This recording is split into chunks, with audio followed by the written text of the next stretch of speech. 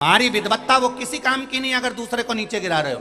तुम्हारा विद्वत्पन वो किसी काम का नहीं अगर दूसरे को नीचा दिखा रहे हो। तुम्हारी विद्वत्ता वो किसी काम की नहीं जो दूसरे पर उंगली उठा रहे हो। तो विद्वान और विद्यावान में अंतर है। विद्वान लंकाधिपति रावण है जो दूसरे को हमेशा नीचा दिखाता है। मंदोदरी तो मुझे जानती नहीं है, विभीषण को लात मारकर निकाल दिया, सग्गा भाई था। अगर इतना बड़ा विद्वान था तो यह सोचना था कि मेरा भाई कहां जाएगा, मेरा भाई कितनी ठोकर खाएगा, मेरे भाई को कहां कहां जाना पड़ेगा। तो विद्वान है ना, इतना बड़ा विद्वान बनता है तो अपने भाई को लात मारकर क्यों निकाल दिया।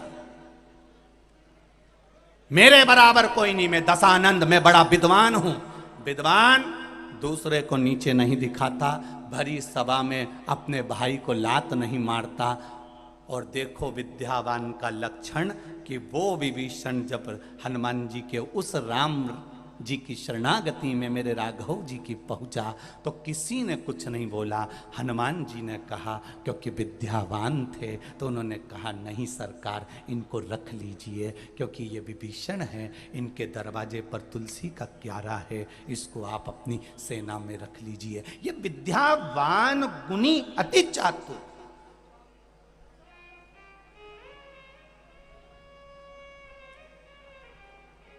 बहुत पढ़ लो, बहुत लिख लो, बहुत बड़े सिंहासन पर बैठ जाओ, बहुत बड़ी सत्ता तुम्हारे पास में आ जाए, तुम्हें बहुत बड़ी कुर्सी मिल जाए, तुम कहीं के अध्यक्ष उपाध्यक्ष, कहीं ये कहीं वो, कहीं तुम ये, तुम्हारे पास में कितने भी पद आ जाएं, पर तुम्हारी विद्वत्ता उसमें होना चाहिए कि तुम विद्वान मत बनना, विद्यावान बनना।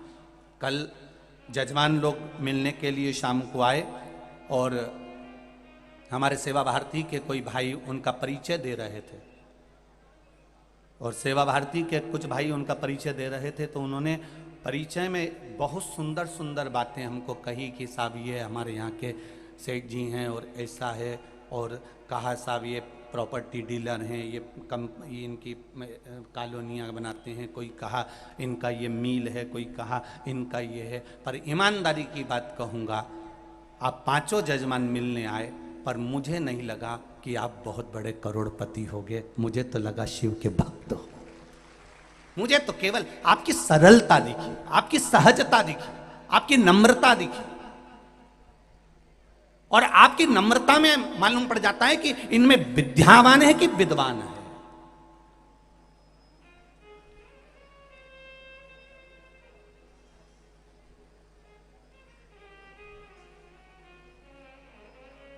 विद्वत्ता की निशानी नम्रता से नजर आती है।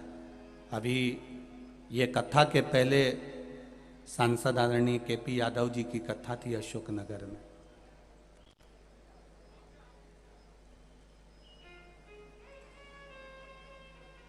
अच्छा लगा, लोगों के पास में सत्ता आ जाती है तो वो किसी को गिनते नहीं, पर हमने देखा वो दिन में भी कथा का रसतत्व, रात में भी जहाँ जहाँ भक्त लोग रुकते थे वहाँ सेवा के भाव से जाते थे। एक मंदसौर की बेटी ने पत्र लिखा है कि हमारे मंदसौर में ये शिव पुराण नहीं है, हमारे मंदसौर में ये कुंभ का मेला है जिसमें दिन में भी और रात में भी एक जैसा आनंद आया है।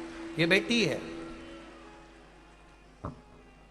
मनीषा बधेरवाल, केशव कुंज मंदसौर से हैं। उनका मोबाइल नंबर भी उन्होंने लिखा है।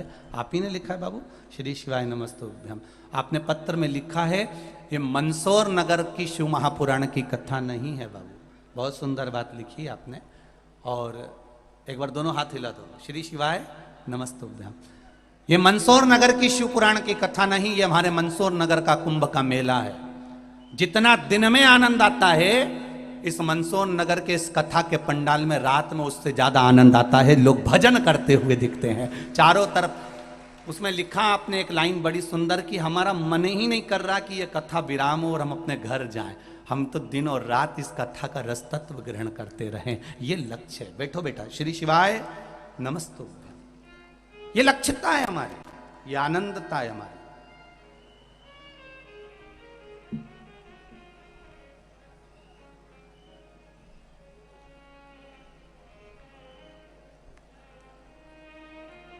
आग लगी आकाश में, झरझर गिरे अंगारे, जो सतगुरु ना होते तो मर जाते सारे। कहीं ना कहीं शिव भक्ति का एक आनंद अपने जीवन में उतारो। सेठ भिखारी 100 घर से मांगकर खाता है और चैन की जिंदगी जीता है, और सेठ 24 घंटा कमाता है और एक टिफिन भी सही से नहीं खा पाता है। एक टिफिन भोजन का दुकान पर रखा है, 4 बार नौकर ने कह दिया सेठ जी मुझे भूख लग रही है, नौकर को छुट्टी दे दी पर खुद छुट्टी नहीं ले पाया, खुद छुट्टी नहीं ले पा रहा कि मैं खा लूं। खाने के लिए अंदर बैठा है और बाहर ध्यान है। देख ले वो ग्राहक क्यों खड़ा है, उसको देख ले जरा, और मुंह में रोटी केवल ठूस रहा है और ध्यान ग्राहक पर है। नहीं रे भाई, बहुत छोटा सा जीवन है, इसको खूब खुशियों से जियो, खूब खुशियों से। जब इस जीवन को आप खुशियों से जियोगे, इस जीवन को आप आनंदता से जियोगे, तो एक आनंद की अनुभूति अलग से होगी, अलग से।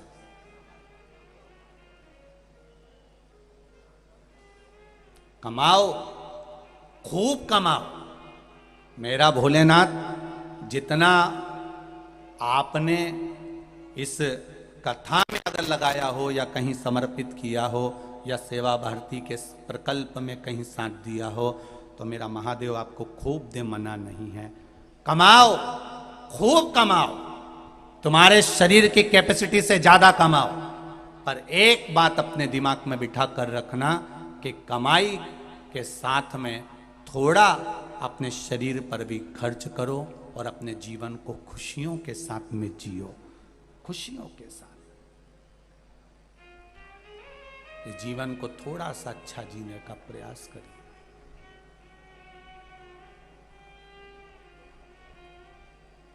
एक किसान ने पत्र लिखा है,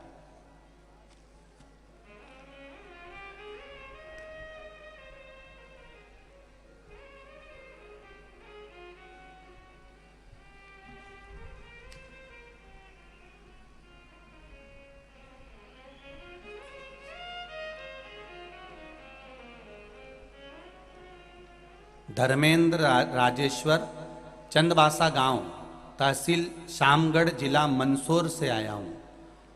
सत्येंद्र नागर मेरा नाम, गुरुजी मैं एक किसान हूं। कहीं बैठे हैं सत्येंद्र जी? जहां कहीं बैठे हो तो हाथ हिलाइएगा। अच्छा आप ही हैं, दोनों हाथ हिला दो। अच्छा दोनों आए हो क्या, पति पत्नी? ठीक है। श्री शिवाय नमस्तुभ्यम, हाथ हिला दीजिए एक बार। श्री शिवाय नमस्तुभ्यम। मैं सत्येंद्र नागर हूँ, एक किसान हूँ। मेरा बचपन से लेकर अभी तक का जीवन किसानी में बीता है गुरुजी। 2 बीघा खेत है मेरे, उसमें गेहूं की फसल बोई थी। उसके ऊपर बिजली के तार जा रहे थे गुरुजी। मैं रोजाना उनकी निगरानी करता था। पर जब आपकी शिव महापुराण की कथा रतलाम में चल रही थी, तब मैं घर पर बैठकर कथा सुन रहा था और खेतों में नहीं पहुंच पाया। तभी वो तारों से खेत में आग लग गई गुरुदेव। और आग लगी, किसी ने आकर कहा कि तुम्हारे खेत में आग लग गई है बिजली के तारों से। मैं भागा गुरुदेव। खेतों पर जब मैं गया, पूरे गांव के लोग मेरे साथ दौड़कर जब मेरे खेत पर पहुंचे, तो हम क्या देख रहे थे कि हम तो यहाँ शंकर की कथा सुन रहे थे, वहां पर एक काले रंग का व्यक्ति पूरी आग को बुझा रहा था। एक काले रंग का आदमी पूरी आग को बुझा रहा था, और एक भी गांव वाले ने और एक भी हम लोगों ने एक बाल्टी पानी नहीं डाला, और उस काले रंग के आदमी ने पूरी आग को बुझा दिया। उसके बाद भी गुरुजी बाबा की कृपा देखिए, मेरे 2 बीघे खेत में जो गेहूं हमेशा कम आता था, उसमें 25 क्विंटल गेहूं बाबा ने मुझे दिया। शिव की कृपा। बैठिए महोदय। श्री शिवाय नमस्तुभ्यम। बैठिए। ये शिव है। ओ घड़ी, हम उसके भरोसे पर जी। करो काम, कर्म करना, पीछे नहीं हटना। पढ़ाई करो, डॉक्टर बनो, इंजीनियर बनो, तुम्हारी पढ़ाई पूरी करिए और बड़े दिल से करिए, पर साथ में उस पर भरोसा रखिए, उस पर भरोसा। हमने पहले भी कथा में कहा, तुम भगवान का द्वार संभाल लो, तुम भगवान की कथा संभाल लो, तुम भगवान की कथा को संभालो, वो तुम्हारा घर संभालेगा, निश्चित है संभालेगा। उसने जन्म दिया है हमको। माता के गर्भ में जब पेट भरकर भोजन दे सकता है, माता के गर्भ में जब हमारी सुरक्षा कर सकता है, माता के गर्भ में जब रह सकता है। कितनी विचित्र बात भीम और अर्जुन ने भगवान कृष्ण से कही, एक नहीं, मेरे 5 पुत्र सो रहे थे द्रौपदी की और तुमने उसको नहीं बचाया, और मां उत्तरा के गर्भ में पहुंच गए बचाने के लिए।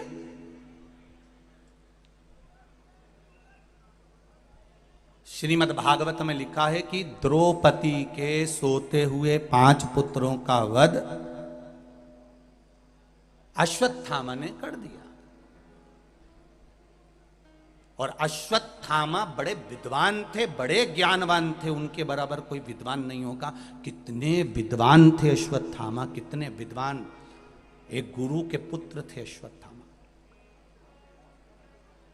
तो किसी ने पूछा, गुरुजी अश्वत्थामा को हो क्या गया था ऐसा ही, इसकी बुद्धि को क्या भाटा पड़ी गया था?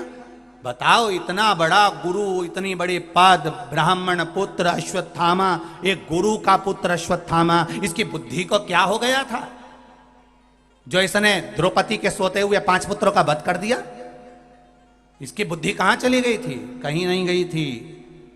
अश्वत्थामा आज अपने टेंट से बाहर, युद्ध के मैदान में अपने पंडाल से बाहर,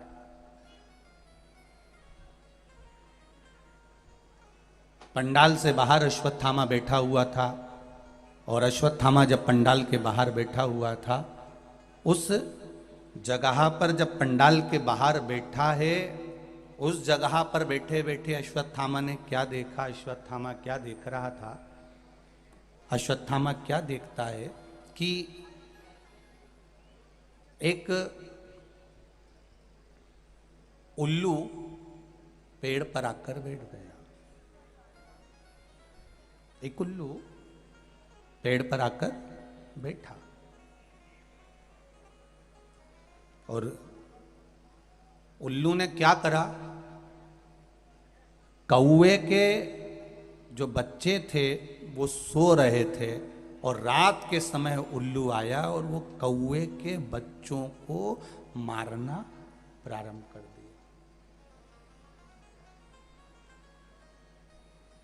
अश्वत्थामा ने देखा कि गजब, अगर दिन में उल्लू आता तो इसको कौवा भगा देता, अगर दिन में उल्लू आता तो इसको कौवा भगा देता, पर ये रात को आया है, इसलिए कौवे के बच्चे मर गए और कौवा इनको देख तक नहीं पाया। अश्वत्थामा की बुद्धि में उल्लू की बुद्धि भर आ गई और अश्वत्थामा ने यह ज्ञान उल्लू से प्राप्त कर लिया कि अब मुझे भी यही करना है। अगर पांडव दिन में नहीं मरते तो उनको रात को मारूंगा। और रात को पांडव के पुत्र सो रहे थे और अश्वत्थामा ने तलवार उठाकर उनको मारना प्रारंभ कर दिया। ये उल्लू से सीखा था अश्वत्थामा।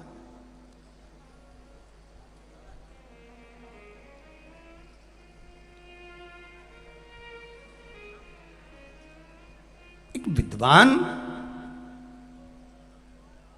कितना प्रबल विद्वान अश्वत्थामा, जिसने द्रौपदी के सोते हुए 5 पुत्रों को मार दिया। भीम और अर्जुन कह रहे हैं भगवान कृष्ण से, आपने जब उत्तरा के गर्भ में पड़े हुए बच्चे की रक्षा अंदर घूम घूम कर दी, तो फिर हमारे पुत्रों की रक्षा क्यों नहीं कर पाई? ये क्यों मर गए?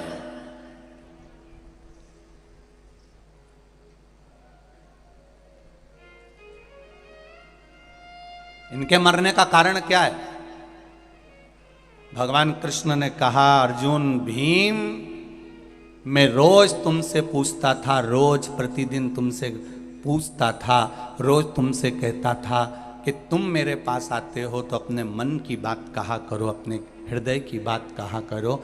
मैं रोज़ तुमसे कहता था कि तुम्हारे मन में कुछ चल रहा हो तो बताओ, तुम्हारे भीतर कुछ हो तो बोलो, तुम्हारे भीतर कुछ चल रहा हो तो बोलो। और भीम, अर्जुन, नकुल, सहदेव, युधिष्ठिर सब एक बात कहते थे, कन्हैया आपको चिंता करने की जरूरत बिल्कुल नहीं है, हम सब निपट लेंगे। आपने कहा था कि हमें चिंता करने की जरूरत नहीं है, हम सब निपट लेंगे।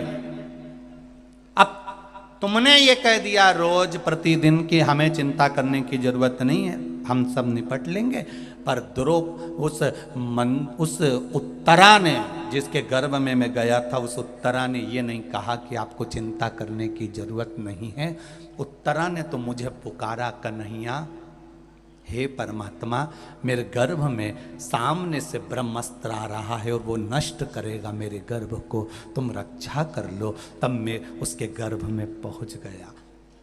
आप रोज भगवान के मंदिर जाओ, प्रतिदिन भगवान को एक लोटा जल चढ़ाओ, प्रतिदिन भगवान को एक बेलपत्र चढ़ाओ, एक चावल का दाना रोज चढ़ाओ, तो आप भगवान से मिलने जाओ तो अपने दिल की बात जरूर कह कर आओ।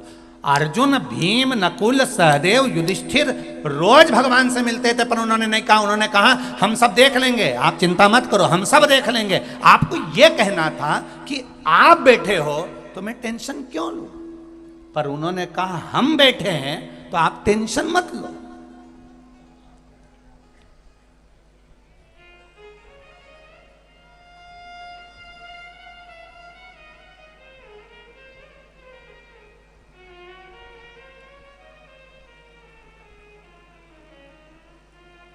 कहीं कहीं का होता है सब, बात बात एक ही बात, मैं बैठा हूं ना, तुम्हें टेंशन लेने की जरूरत नहीं है, मैं बैठा हूं ना, तुम्हें टेंशन लेने की जरूरत नहीं है, मैं बैठा हूं ना, तुम्हें टेंशन लेने की जरूरत नहीं है। और इतनी देर में जनरेटर बंद हो जाए तो, और उससे कहें जनरेटर बंद हो गया तो मैं कहीं करूं, कहीं मैं जनरेटर के अंदर घुस जाऊं, तो तू ही तो बोल रहा था मैं बैठा हूं ना, तो टेंशन लेने की जरूरत नहीं है।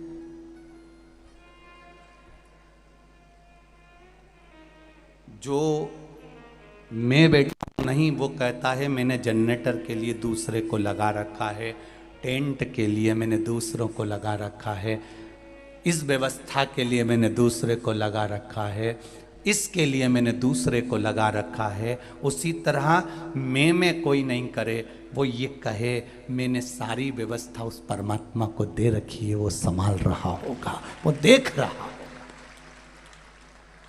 वो संभाल रहा है, वो देख रहा है।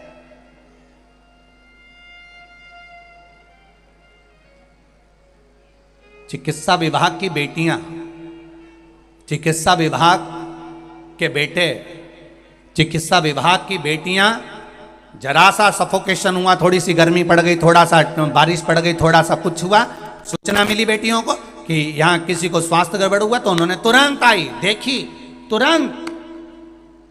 उसी तरह जैसे चिकित्सा विभाग की बेटियां, चिकित्सा विभाग के बेटे जरा सी सूचना पाने के बाद दौड़कर तुम्हारे पास आ जाते हैं, उसी तरह जिसका विश्वास परमात्मा में होता है, तुम्हारे को थोड़ा सा कष्ट आते से भोलेनाथ तुम्हारे पास आ जाता है। ये निश्चित है, ये निश्चितता है।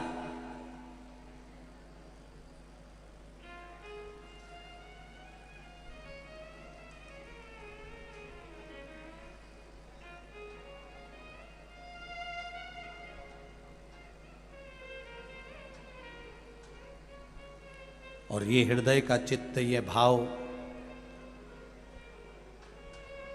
हृदय से जब आप परमात्मा से कहेंगे तो वो सुख आपको मिलेगा।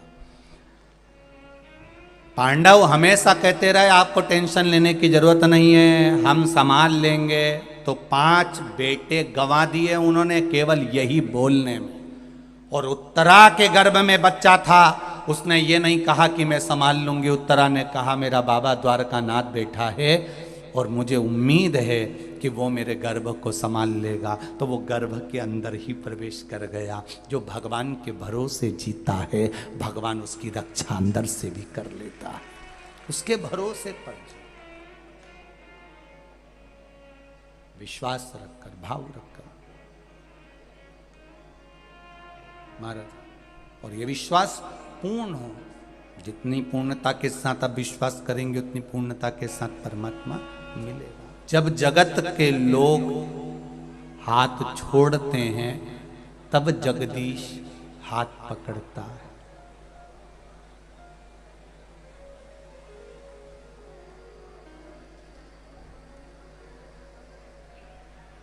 पांडवों ने कहा कि ये 5 पुत्र हमारे और ये मर गए और उत्तरा का गर्भ बच गया, तुम्हारे कारण हुआ है। जितने भी लोग, जितने भक्तजन, जितने भी शिव भक्त इस कॉलेज ग्राउंड में मंदसौर के कथा का विराम दिवस पर कथा सुन रहे हैं, या आस्था चैनल पर कथा सुन रहे हैं, या फेसबुक यूट्यूब पर कथा सुन रहे हैं, उन सब से निवेदन करूंगा, प्रतिदिन भगवान के मंदिर जाया करो, 1 लोटा जल चढ़ाया करो। उसका कारण ये है, भगवान से ये कहकर आया करो कि आप बैठे हो तो मुझे कोई टेंशन करने की जरूरत नहीं है, सारी चिंता तुम्हारे ऊपर।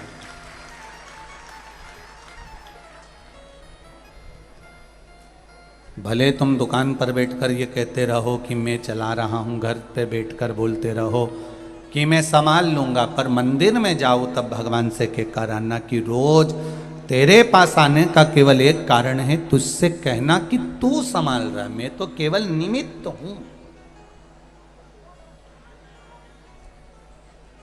मैं तो केवल निमित्त। कथा बाचने वाले प्रदीप मिश्रा नहीं, कथा करवाने वाली कोई समिति नहीं, और कथा सुनने वाले आप नहीं। ये तो शंकर बाच रहे हैं, शंकर करवा रहे हैं और शंकर सुन रहे हैं, ये केवल उसी का है, बाकी का सब तो हमको दिख रहा है निमित्तता, केवल निमित्त है, इसके सिवाय कुछ भी।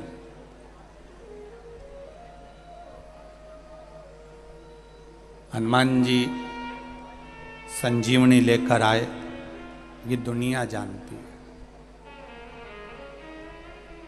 जब लक्ष्मण मूर्छित हुए,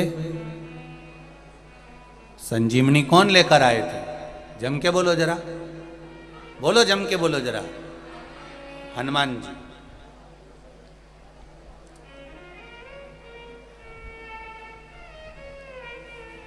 लक्ष्मण मूर्छित हुए और संजीवनी हनुमान जी लेकर आए, ये दुनिया जानती है,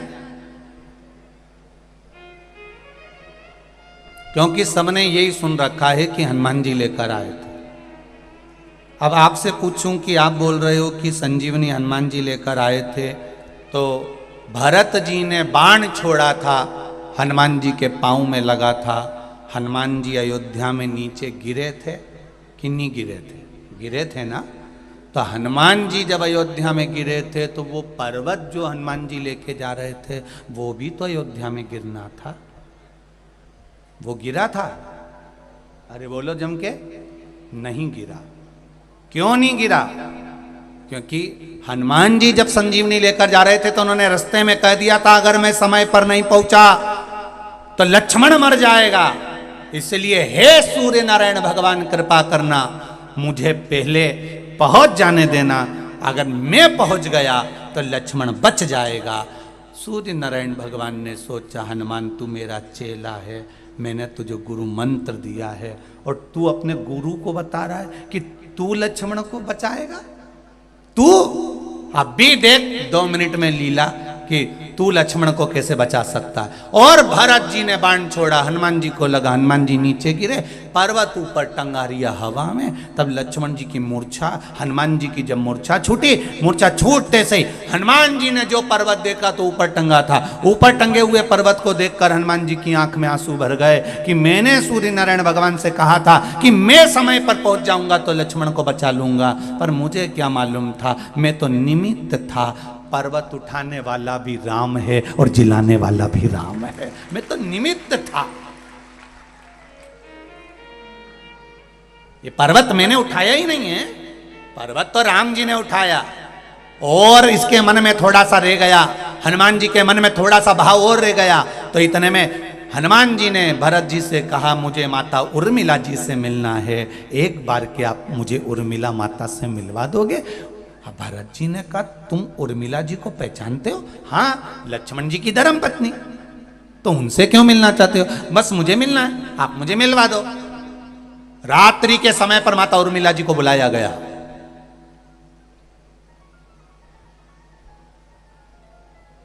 भारत की भूमि की पहली नारी थी जो अपने पति के लिए 14 साल तक हाथ में पानी का लोटा लेकर खड़ी रही थी। 14 वर्ष।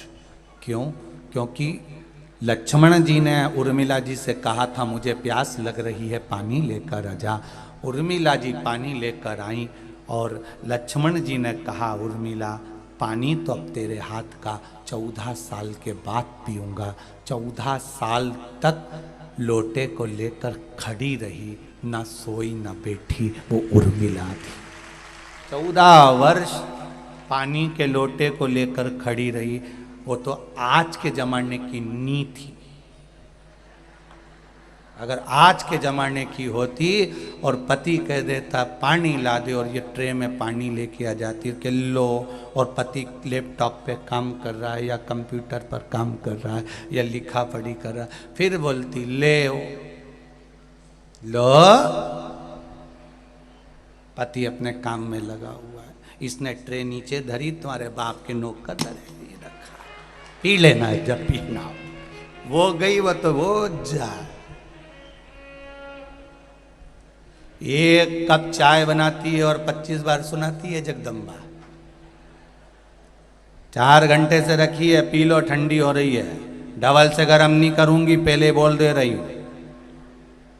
तो पति भी कह देता है मत कर, तेरी जीवान से इतनी गर्म हो गई, उसको वैसे ही पी जाऊंगा। और बेचारा ठंडी चाय भी पी गया, उन्हें एक बार नहीं की है, गर्म कर ला डबल से।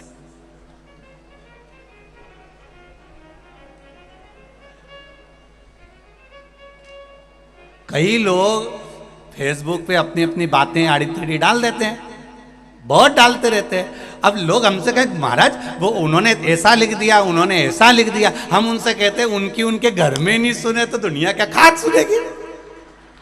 जो फेसबुक पे डाल दे, बोले तो बोले, आग लगे बस्ती में, अपन रहे हो मस्ती में कि नहीं गुरुजी उन्होंने ऐसा लिख दिया, उन्होंने ऐसा लिखने दे। उनकी अगर घर में 2 मेहमान आ जाए और चाय बना के पिला दे और उसके बाद फिर मेहमान आ जाए, किसी पति में दम हो तो बोल दे एक बार डबल से, इनके लिए इतने प्रेम से बोलेगा, बना देगी क्या? जब उनकी लुगाई नहीं सुने तो दुनिया क्या खाक सुने? और कि इनकी बात तो सारा जमाना सुने, उनका घर का ही नहीं सुने, कि सारा जमाना सुने, कौन सुने? मुझे उर्मिला जी से मिलना। उर्मिला जी आई ने हाथ में पानी का लोटा था। हनुमान जी ने कहा माता उर्मिला से, माँ, ए माँ, आपको मालूम है आपके पति अंतिम सांसें गिन रहे हैं, अगर मैं समय पर नहीं पहुंचा ना माँ, आपके पति मर जाएंगे। उर्मिला जी ने पूछा हनुमान मेरे पति को क्या हुआ है? हनुमान जी बोले आपके पति को बाण लगा है और मूर्छा में पड़े हुए। उर्मिला जी ने कहा मेरे पति को बाण नहीं लग सकता, ये मेरा विश्वास कहता है। भरोसा देखना, जितना भरोसा मंदसौर वालों को शंकर जी पर है, इसलिए इतनी संख्या में धूप में पड़े हुए खड़े हुए हो, ऐसा भरोसा माता उर्मिला को था। बाण मेरे पति को नहीं लगा। हनुमान जी कहने लगे तुम सुन के पगला गई हो। किसी को अचानक बता दिया जाता है कि तेरे पति के साथ ऐसा हो गया तो उसकी बुद्धि फिर जाती है और रोने की जगह वो हंसने लगती है। मुझे लगता है तुम्हारी बुद्धि फिर गई जो तुम ऐसी बात कर रहे हो। तुम्हारे पति को बाण लगा है, मूर्छा में वो पड़ा है। ओ, मैं कहती हूं मेरे पति को बाण नहीं लगा है। अब ये बता राम जी क्या कर रहे हैं वहां पर? जहां मेरा पति पड़ा है वहां राम क्या कर रहे हैं? हनुमान जी बोले अब भाई को देख के रो रहे हैं, आंख में आंसू हैं। जिस भाई की दशा ऐसी है तो रोएंगे नहीं क्या? उर्मिला जी बोली, हनुमान तू यही तो नहीं समझता है, मेरे लक्ष्मण पति के रोम रोम में राम था, जहां बाण लगा वहां भी राम था, इसलिए लक्ष्मण सो रहा है, राम रो रहा।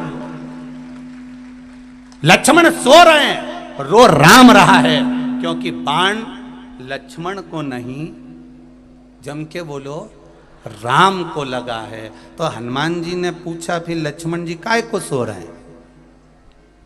उर्मिला जी बोली, जब यहाँ से गए थे तो उन्होंने संकल्प लिया था 14 वर्ष तक नारी और निंद्रा का त्याग करता हूँ। मेरे राम जी ने सोचा, एक व्यक्ति अनंत चौदस के दिन, अनंत चतुर्दशी के दिन झांकी देखने में रात भर जगता है, तो दूसरे दिन दुकान भी सही से नहीं खोलता है।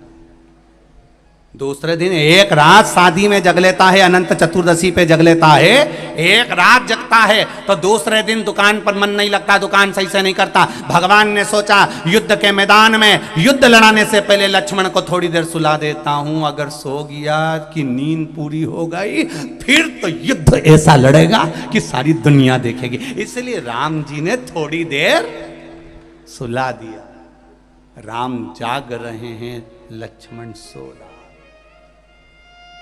बाण जहाँ रोम रोम में राम है, बाण भी वहीं लगा है। ये तो दुनिया को दिखा कि संजीवनी हनुमान जी ले गए, पर हनुमान जी नहीं ले गए, वो तो राम जी लेके जा रहे थे, हनुमान तो निमित्त थे। बाण भी लक्ष्मण को नहीं लगा था, राम को लगा था, इसलिए राम जी रो रहे थे। कांटा तुम्हारे पाँव में चुभेगा तो दर्द तुम्हें होगा। अगर भगवान शंकर के भक्त, भगवान राम के भक्त, चाहे तुलसीदास हो, कबीरदास हो, रविदास हो, संत तुकाराम, नामदेव, मीरा, करमान, जितने भारत की भूमि के संत हुए, रामकृष्ण परमहंस हुए, जितने भारत की भूमि के संत हुए, अगर आप भगवान के भक्त हो, आपका विश्वास अगर दृढ़ है, परमात्मा के चरणों में तुम्हारा भाव दृढ़ है, तो तुम पर दुख आया तो तुम नहीं रोगे, तुमसे ज्यादा मेरे महादेव को रोना आएगा कि मेरा भक्त रो। एक भक्त को ऊपर उंगली उठाना, एक भक्त को अपशब्द कहना, एक भक्त के लिए आड़ा टेढ़ा कहना कोई सरल नहीं है। कहने वाला कह देता है, अपशब्द कहने वाला कह देता है, उंगली उठाने वाला उंगली उठा देता है, पर बाद में भक्त को फर्क नहीं पड़ता। नामदेव तुकाराम को कोई फर्क नहीं पड़ा, फर्क पड़ा उनके भगवान को कि मेरा भक्त और उसके लिए ऐसा कहा, तो भगवान ने तुरंत लीला रचना प्रारंभ कर दी। वो लीला डाली है। जगत के लोग जब हाथ छोड़ते हैं, जगत के लोग जब साथ छोड़ते हैं, जगत के लोग जब ताना देते हैं, जगत के लोग जब गालियां देते हैं, और जगत के लोग जब साथ छोड़ देते हैं, तभी जगत छोड़ता है, तब जगदीश पकड़ता है। जब तक जगत नहीं छोड़ेगा तब तक जगदीश नहीं पकड़ेगा, निश्चित है। ये गाली देने वाले दे, अपशब्द कहने वाले के, ये कहेंगे तभी तो हमारा महादेव हमारी सुनेगा। लोग तुमसे कहेंगे बताओ कितनी ढोंगी है, बताओ बसियोर वाला महाराज के कहने पे शंकर जी के मंदिर जाने लगी, एक चावल का दाना चढ़ाने लगी ने, बेलपत्री चढ़ाने लगी ने, आड़ा, और लोग बोलने वाला बोलता रहेगा, और तुम तो सिर पे पल्लू लई और पिन वाली साड़ी बढ़िया जोरदार जीत जाए, और जो जितना बोले नहीं उसके सामने से उतना जाओ, और पानी का लोटा दिखा दिखा के जा, देख ले रे बेरू, देख उतना जा, और भगवान के द्वार जाओ, परंतु ये नहीं कि वो कहता रे आग लगे बस्ती में अपन रहे हो, मस्त मस्त की जिंदगी जी। आया समय, विदल और उत्पल ये दो असुर थे, बड़े असुर, साधारण नहीं है ये भी। इन्होंने भी माता पार्वती के सौंदर्य को देखकर उनको पाने का प्रयास किया, उनको लेने का प्रयास करा, उनको प्राप्त करने का प्रयास किया।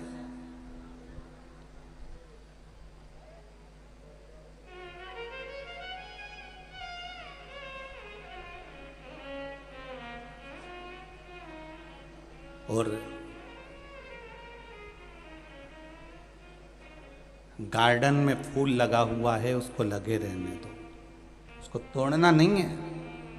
आंखों से देखिए, सुगंध ली, आनंद पाया, पर उसको तोड़ने का प्रयास ना करा जाए। उसको तोड़ने का प्रयास ना किया जाए। भगवान ने सुंदरता दी है, सुंदर बनाया है, पर शिव पुराण कहती है आपकी दृष्टि को और मन को बिगाड़ना नहीं है उनको देखकर।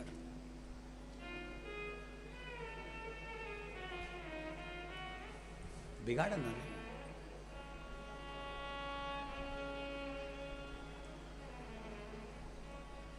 आज सबसे ज्यादा विडंबना की बात यह है कि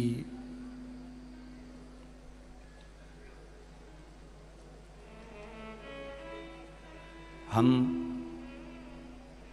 जितने भी लोग हैं संसार के, वो बेटी को जन्म क्यों नहीं देना चाहते? उसका एक कारण है कि इनकी रक्षा कौन करेगा, इनको संभालेगा कौन? लड़का हो जाएगा तो इधर उधर भी फिरेगा तो कोई दिक्कत वाली बात नहीं।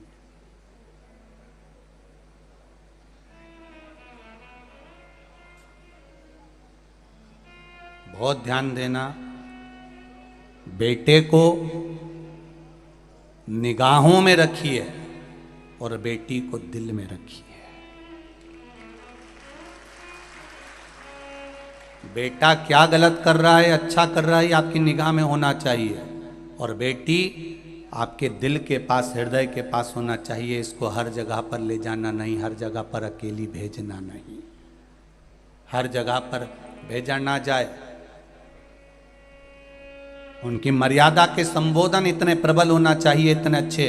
यहाँ पर ये सेवा भारती के अंतर्गत यहाँ पर बेटियाँ रिक्शा चला रही हैं, ऑटो चला रही हैं, बेटियाँ ऑटो चला रही हैं, और निशुल्क जो बूढ़े लोग आ रहे हैं, जो बुजुर्ग लोग आ रहे हैं, उनको लाकर यहाँ तक छोड़ रही हैं, ले जा रही हैं, फिर छोड़ रही हैं, फिर ले जा रही हैं। उन बेटियों की मर्यादा इतनी अच्छी है कि वो जिसको भी जवाब दे रही हैं इतनी स्माइलता से, उतनी प्रसन्नता से जवाब देती हैं कि किसी को क्रोध भी आ रहा हो तो उसको नम्रता का भाव प्रकट हो जाता है। ये बेटियों का आनंद है, ये बेटियों की प्रधानता है।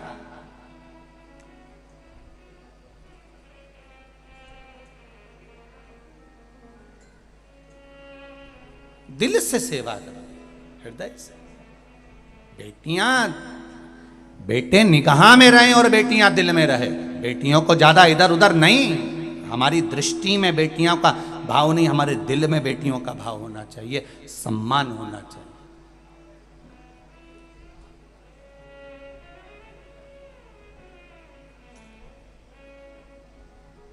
नवरात्रि चल रहे हैं, इसके बाद में दशहरा आता है। नवरात्रि के बाद लोग रावण को जलाते हैं।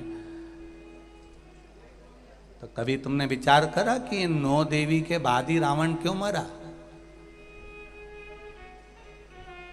कभी विचार करना था कि रावण को पहले जला देते हैं, देवी जी बाद में बिठाएंगे। और ये नवरात्रि के बाद रावण का संहार हुआ है, नवरात्रि के बाद रावण मरा है। उसका कारण आज भी वही है कि बेटियों पर गलत दृष्टि देने वाले, अगर घर में बेटियां जन्म ली हैं, बहन बेटियां तुम्हारे घर में रह रही हैं, तो उन बेटियों पर गलत दृष्टि देने वाले का अंत कैसा होता है, ये रावण का चरित्र बता देता है कि उसका अंत ऐसा होता है।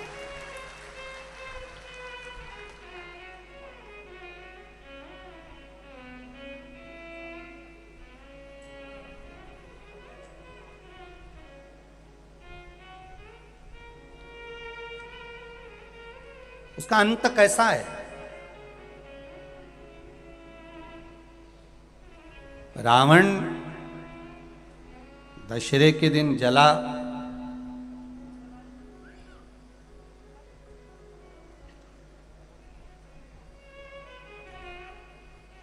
दशहरे के दिन जल रहा है, पर एक विचार अपने मन में लेकर आना कि रावण से बड़ी गलती तो कौरवों ने करी थी।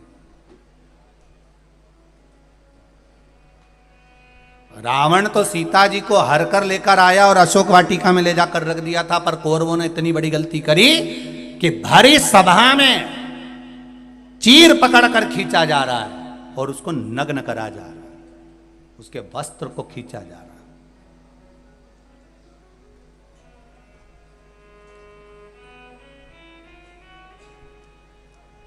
रावण से ज्यादा गलती करी है कौरवों ने कि एक नारी को भरी सभा में ले जाकर उसके चीर को खींचकर उसको नग्न करने का प्रयास किया गया। रावण तो सीता को लेकर गया, अशोक वाटिका में ले जाकर रख दिया।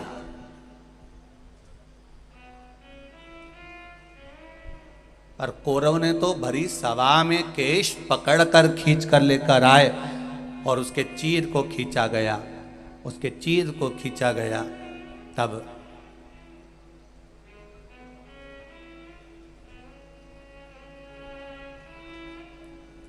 रावण से ज्यादा गलती कौरवों ने करी। उसके बाद भी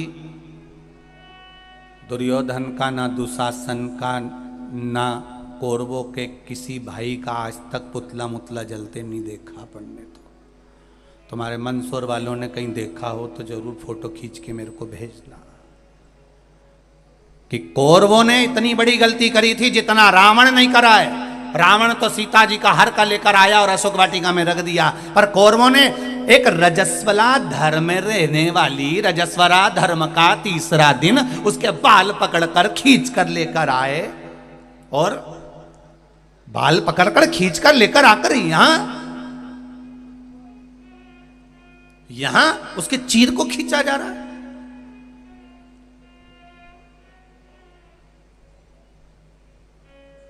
विचार करिएगा कभी एकांत में बैठ के कि क्यों रही है एक कौरवों का पुतला क्यों नहीं जला रहे।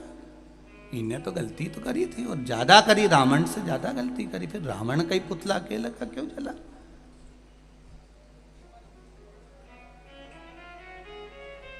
और रावण ने तो केवल सीता जी को हरकर अशोक वाटिका में ले जाकर रखा था, फिर इसका पुतला जला और कौरवों का नहीं जला। उसका कारण क्या था? क्या कारण था? ऐसा कौन सा कारण पड़ गया था कि रावण का पुतला जलाया गया और कौरवों का नहीं जलाया गया?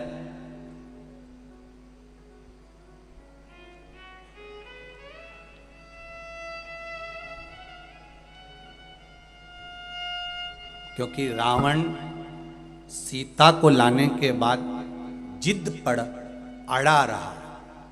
एक बार अगर अदालत में केस चले जाए और व्यक्ति जिद छोड़ दे, जिद में अगर थाने में खबर गई, अदालत में खबर गई और वो तो जिद पे अड़ा है, नहीं क्या तो मैं बर्बाद करके छोड़ूंगा, बिल्कुल केस लगाओ, लड़ने दो। 10 साल हो गए, 15 साल हो गए, अदालत में ही सड़ रहे हैं, पड़े हैं और अभी भी जिद नहीं छोड़ रहे हैं। अगर एक बार व्यक्ति जिद छोड़ दे तो अदालत के आधे केस केवल राजीनामा में ही निपट जाए। लंकाधिपति रावण जिद नहीं छोड़ पाया और कौरवों के केवल 2 भाई थे, दुर्योधन और दुशासन, जो कि जिद पर अड़े रहे। बाकी के भाइयों ने 98 ने जिद छोड़ दी। इसलिए इन कौरवों के पुतले नहीं जले और उस लंकाधिपति रावण के जले, क्योंकि जिद पर अड़ा रहा। जिस व्यक्ति का जिद्दी किस्म का जो व्यक्ति होता है, जो जिद पर अड़ा रहे, नहीं मैं तो बर्बाद करके छोड़ूंगा, इसने समझ के रखा है भले कोई हो, मैं कहीं किसी की सुनो, जिद पर अड़ गया, उसने पूरे घर को बर्बाद कर दिया। जिद पर अड़ा रहा, थाने में केस पड़ा रहा, 10 साल 15 साल 20 साल 25 साल केस अड़े रहे। और अगर जिद नहीं होती ना तो दोनों परिवार में आज समझौता हो गया होता, वो थाने से बाहर हो गया होता, वो जेल से बाहर हो गया होता। जरा विचार करिए, आज पूरे भारत की भूमि पर जो छोटी छोटी जेल थी उनको बड़ा बड़ा करा जा रहा है। सोचो कितना क्राइम बढ़ते चले जा रहा है। इस क्राइम को, इस होने वाली गलतियों को सरकार कभी नहीं रोक सकती। इस क्राइम को सरकार कभी ना रोक पाएगी। अगर क्राइम को रोक सकता है तो केवल घर की मां और पिता रोक सकते हैं अपने बच्चों को संस्कार देकर। अपने बच्चों को सिखाओ, गीता का पाठ करना सिखाओ, उस गीता का महत्व बताओ। और बेटे से कहो बेटा अभी छोटे हो तो गीता पढ़ना सीख जाओ, इस गीता के महत्व को जान जाओ, इस गीता के शब्द को जान जाओ। जो बाल्य अवस्था में गीता के महत्व को जान जाता है वो अदालत में खड़े होकर गीता पर हाथ रखकर कसम नहीं खाता है। उसको कसम खाने की जरूरत नहीं पड़ती जो गीता के महत्व को जान गया, जो गीता के शब्द को पहचान गया, जो गीता के संबोधन को जान गया। अपने बच्चों को गीता का महत्व समझाइए, अपने बच्चों को रामायण का महत्व समझाइए, अपने बच्चों को श्रीमद् भागवत का, शिव महापुराण का महत्व समझाइए। जब इस सनातन धर्म के बच्चे एक एक शब्द को समझेंगे तो उन बच्चों को अदालत में खड़े होकर गीता पर कसम खाने की जरूरत नहीं पड़ेगी। गीता पर हाथ रखकर कसम वही खाता है जो बचपन में गीता नहीं पढ़ पाता है। जिसने गीता पढ़ी होती है उसको कसम खाने की जरूरत नहीं पड़ती है। क्राइम को सरकार नहीं रोक सकती, क्राइम को सरकार कभी नहीं रोकेगी। अगर क्राइम रुकेगा तो आपके संस्कारों से रुकेगा, आपके ज्ञान से रुकेगा, शिव महापुराण से रुकेगा। आज पहले घरों में इतना विवाद होता था, 24 घंटे लड़ाई होती थी। आज दोपहर में 2 बजे से 5 बजे तक लोग टीवी खोलकर बैठ जाते हैं। भले कुछ नहीं घर में जाए, भले अंदर उतरे ना उतरे, पर 2 से 5 बजे तक टीवी चलती है, उतनी देर तो मन शांत रहता है। आप 3 घंटा कथा में आकर बैठते हो, उतनी देर तो मन शांत रहता है। लोग कहते हैं महाराज जी लोग तो बिल्कुल उल्टे घड़े की तरह हैं, तुम नल की तरह हो, पानी बहाते रहते हो, उनके अंदर कुछ जाता तो है ही नहीं। लोग कहते हैं इतने लोग कथा सुनने आए हैं, क्या सबके अंदर कथा चली जाएगी? हमने कहा बिल्कुल नहीं जाएगी। तो फिर इनके आने से फायदा कौन सा है? हमने कहा नल के नीचे चाहे सीधा घड़ा लगाओ चाहे उल्टा घड़ा लगाओ, सीधा लगा होगा तो पानी भरा जाएगा, उल्टा लगा होगा तो कम से कम ठंडा तो बना रहेगा। सीधा लगा है तो पानी भराएगा, उल्टा रखा है तो ठंडा रहेगा।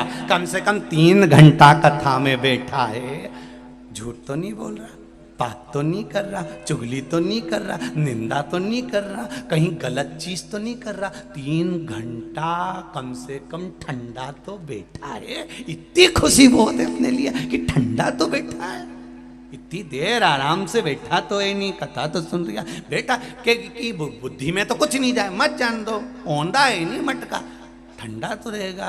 3 घंटे बाद जब जाएगा, जब देखा जाएगा। अभी नल के नीचे है, जब तक तो ठंडा है ना, जिसके भराना है वो भरा जाएगा, जिसके नहीं भरा है तो कोई जरूरी है इतना सारा आया है तो सबके अंदर कथा भरा जाएगी?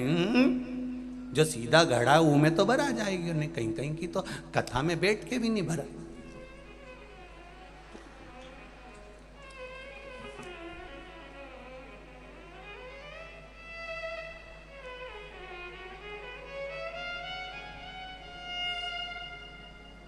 नहीं भरा। आरती के समय पर कई लोगों का ध्यान भगवान की ओर होता है और कई लोगों का ध्यान चप्पल की ओर होता है। ये तो ध्यान लगाने वाली बात है। पहले हम भी आरती गाते थे, जय जगदीश हरे, पर तो हमने छोड़ दिया क्योंकि लोग आरती के समय पर ध्यान गलत कर लेते हैं। अपन बोले मात पिता तुम मेरे, इनका ध्यान पीछे चले जाता, मात पिता तुम,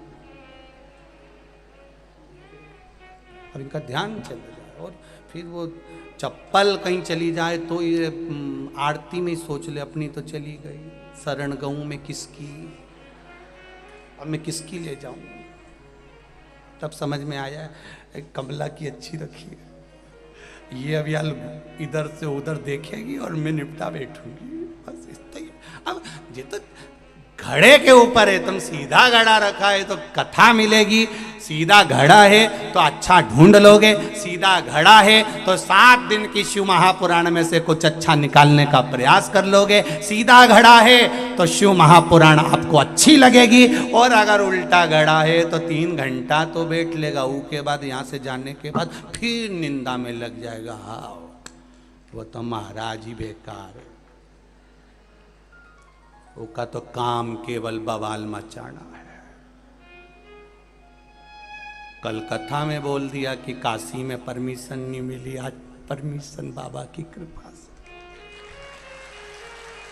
ये तो जहां जाए पहले बवाल मचाए फिर कथा चालू होता है। हम काय का मचा, लोग कहे तो क्या करो सर।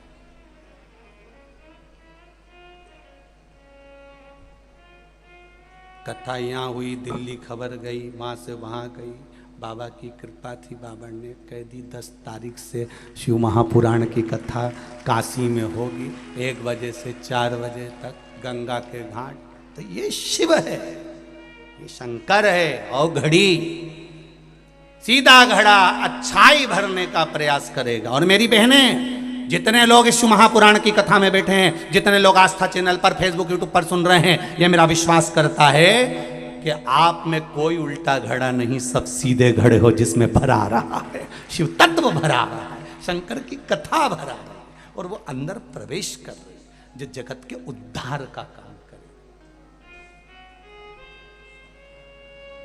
चढ़ाओ एक लोटा जल। कभी कभी अगर ऐसा लगे जीवन में कि दुख बहुत ज्यादा आ गया है, बहुत तकलीफ आ गई है, तो लाल चंदन को घिसकर उस लाल चंदन का लेपन भगवान शंकर पर कर कर फिर पानी चढ़ाओ। अगर कोई संकट भारी है और निकट रहा, जैसे किसी नारी का गर्भ नहीं ठहर रहा, 15 साल हो गए, 20 साल हो गए, 25 साल, जैसे इसने लिखा एक माता ने कि 18 साल की बेटी हो गई थी पर संतान में पुत्र नहीं, तो उसने भाव से कथा सुनी। ऐसे आपके भीतर अगर 20 साल हो गए, 25 साल हो गए, 30 साल हो गए, संतान का सुख ही नहीं है, लाल चंदन का लेपन बाबा भोलेनाथ पर करना प्रारंभ करो। पीठिका पर लाल चंदन का लेपन करना प्रारंभ करो। लाल चंदन से बाबा का श्रृंगार करना प्रारंभ करो। एक बेलपत्री पर लाल चंदन, दोनों पत्ती नीचे वाली, जो नीचे की जो 2 पत्ती होती है, इस पे लाल चंदन, और बीच वाली पत्ती पर पीला चंदन लगाकर बाबा के शिवलिंग को समर्पित करिए। बाबा से प्रार्थना करिए, रोज प्रार्थना करो। परंतु एक बात का स्मरण रहे, 25 साल हो गए, 20 साल हो गए, 30 साल हो गए, संतान नहीं, तो पहले जल से अभिषेक कराना, अभिषेक कराकर उस जल का आचमन करने के बाद हाथ को खासा करना, धोना, उसके बाद में फिर वापिस बाबा का स्नान कराओ, फिर चंदन का लेपन कराओ, फिर एक लोटा जल चढ़ाकर बाबा का स्नान कराओ। बाबा का बड़ा सुंदर भाव से लाल चंदन से जो अभिषेक करता है, बाबा को लेपन कर कर फिर जल चढ़ समर्पित करता है, निश्चित है उसकी गोदी मेरा देव अधिदेव महादेव जरूर भरता है। ये निश्चितता है। हम तो बेटियों से भी कहते हैं, जिसका विवाह नहीं हो रहा हो, 25 साल, 30 साल, 27 साल, 28 साल, 32 साल, 40 साल हो गए हो, नहीं हो रहा हो बेटा बेटी का विवाह, उसे लाल चंदन का प्रयोग अशोक सुंदरी वाली जगह पर 7 बिंदी लाल चंदन की लगाकर 7 बेलपत्र 7 बिंदी पर रखिए, और महाराज अपनी कामना कर कर भगवान से आइए, बाबा देगा, करेगा, 3-4 महीने में विवाह पक्का करेगा। ये लाल चंदन की महत्वता है शिव तत्व।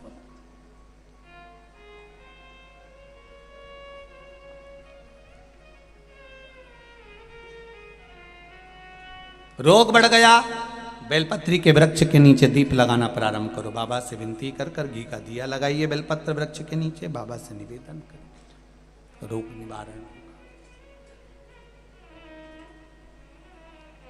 मिलता है सच्चा सुख केवल भगवान तुम्हारे चरणों, भोलेनाथ तुम्हारे चरणों। ये जीवन का सुख है। भगवान शंकर के चरणारविंद का अगर सुख मिल जाए तो इससे बढ़कर कोई सुख नहीं।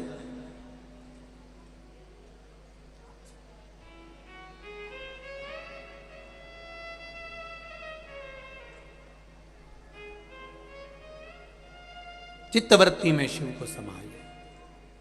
विदल उत्पल ने गलत दृष्टि से माता पार्वती को देख लिया था और माता का हाथ पकड़ने के लिए आतुर हुए।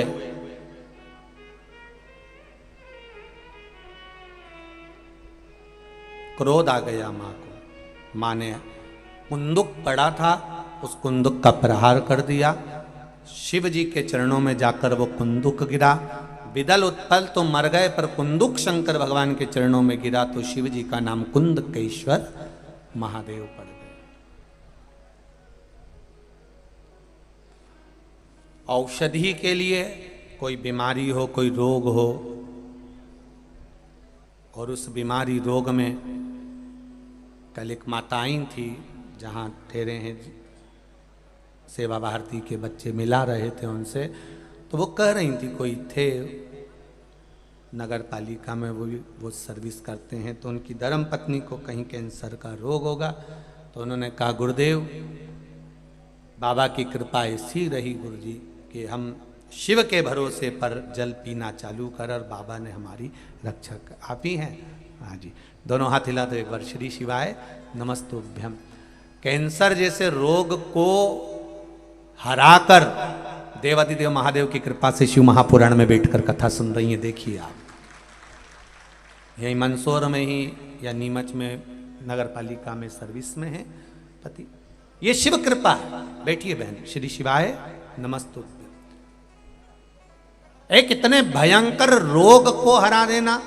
कहा गुरुजी औषधि वगैरह सब दवाइयां बंद है, बस बाबा का जल चढ़ा हुआ पी रहे हैं और बाबा रक्षा कर रहा। ये भरोसा, ये दृढ़ता, ये विश्वास। कई लोग के मन में आता होगा कहीं गुरुजी ये सब लोगों को कहीं पगला तो नहीं, परंतु एक बात बताओ रे कि आज का जमाना में किसी को बेवकूफ बनाना बड़ा कठिन काम दादा, तो कौन बनाएगा? और तुम बन जाओगे। इतने विद्वान पढ़े लिखे सबकी बुद्धि काम करती है कि एक बार शिव महापुराण में महाराज ने बोला है तो पढ़ो शिव पुराण में कि कहां लिखा हुआ है, पढ़ो, स्मरण करो, स्कंद पुराण पढ़ो, पद्म पुराण पढ़ो, अग्नि पुराण पढ़ो, नर्मदा पुराण पढ़ो और एक एक चीज निकालो कि महाराज ने बोला वो गलत तो नहीं बोला। चिंतन करिए, रात्रि को जाकर स्मरण करिए। और पहले भी कहा है, आज फिर कहते हैं, प्रैक्टिकल करने का प्रयास करो। पहले करके देखो।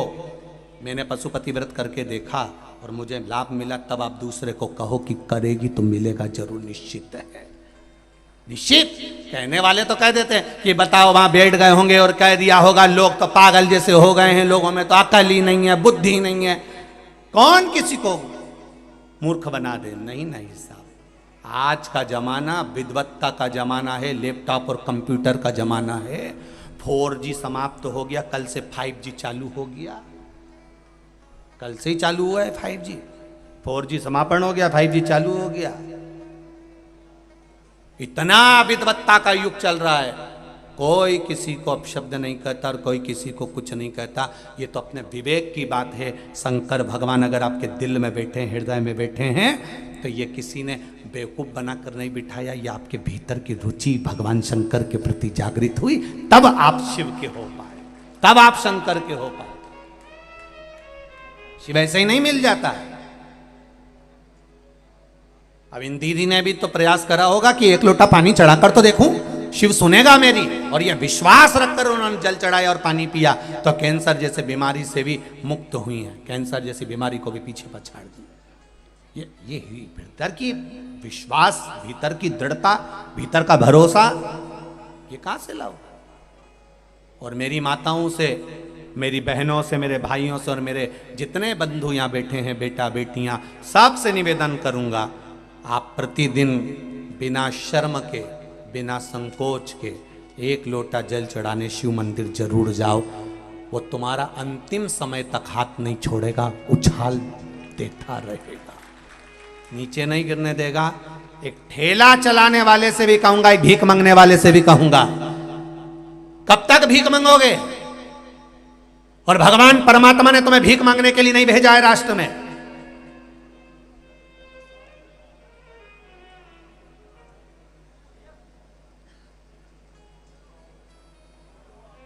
भीख मांगने के लिए भगवान किसी को नहीं बुलाया अपनी भूमि पर।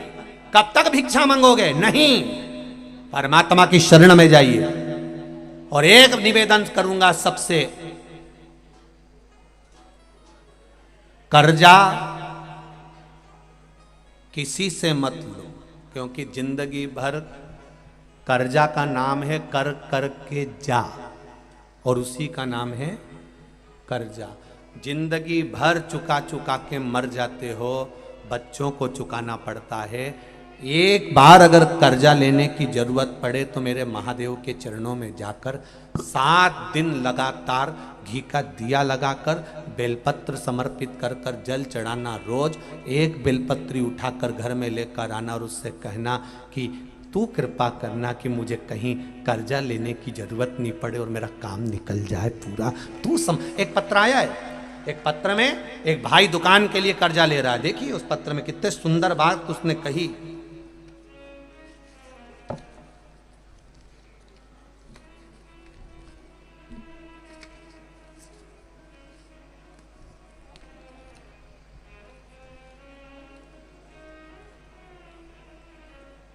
मैं लता लोहार पति विनोद लोहार, कहीं बैठे हों लता जी और विनोद जी लोहार।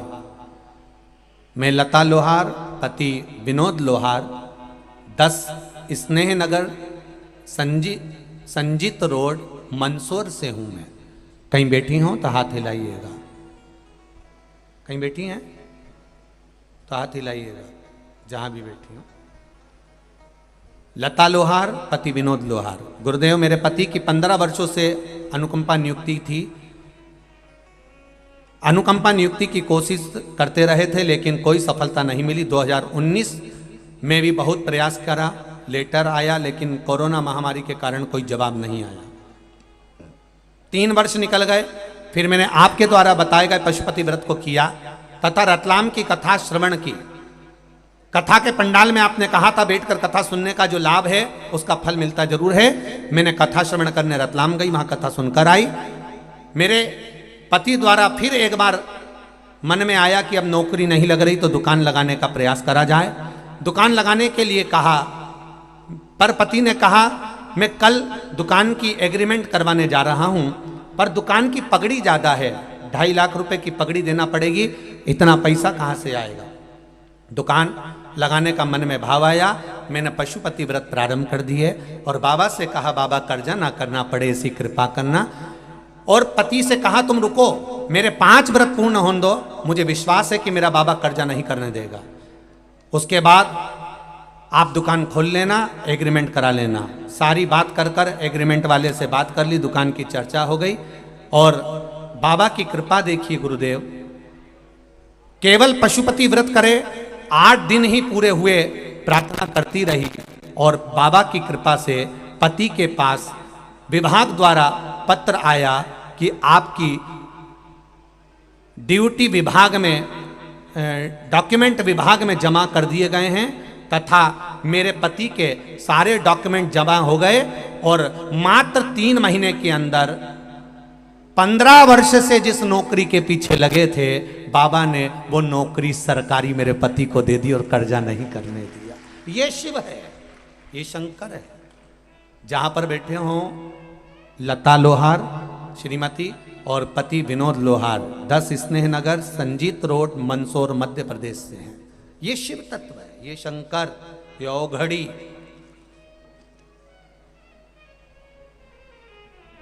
आप उससे कहो तो, और फिर कहूंगा एक निवेदन, सियोर वाले महाराज पर एक रत्ती का भरोसा मत करना, पर भरोसा करना तो मेरे देवादिदेव महादेव पर करना, वो साथ देगा।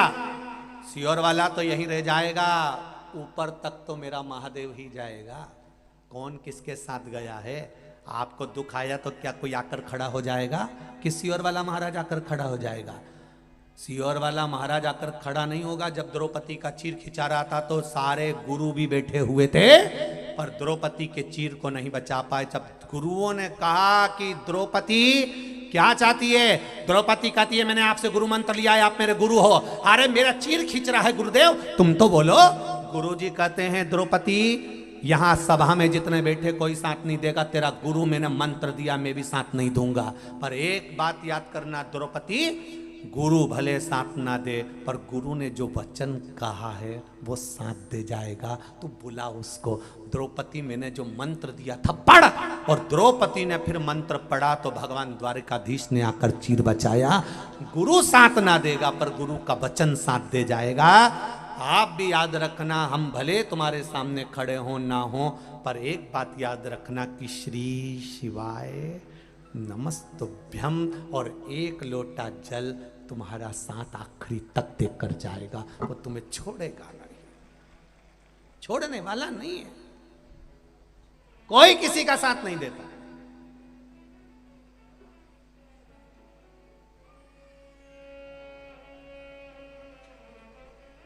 हम गुरुओं को प्रणाम क्यों करते हैं? हम गुरुजन को नमन क्यों करते हैं? हम संत साधु सन्यासी ब्राह्मण तत्व को नमन क्यों करते हैं? उसको नमन करने का एक कारण होता है कि जो संत, जो साधु, जो गुरु जिस भगवान की भक्ति में लगे रहते हैं, उस भगवान का तत्व उनकी भक्ति के अनुसार उनके हृदय में आकर विराजमान हो जाता है। इसलिए हम गुरु को प्रणाम करते, गुरु जी को नमन करते, गुरु जी का दर्शन करते हैं। कि वो तत्व थोड़ा सा हमको मिल जाए। जो गुरुजी ने अगर राम की आराधना करी, देवी की आराधना करी, भगवान की आराधना करी, शिव की आराधना करी, जिसकी वो आराधना करता उसका तत्व उसके भीतर थोड़ा थोड़ा आता है, तो उसके दर्शन मात्र से हमारा उद्धार हो जाए। इसलिए हम गुरु का दर्शन करते हैं, गुरु का प्रणाम करते हैं।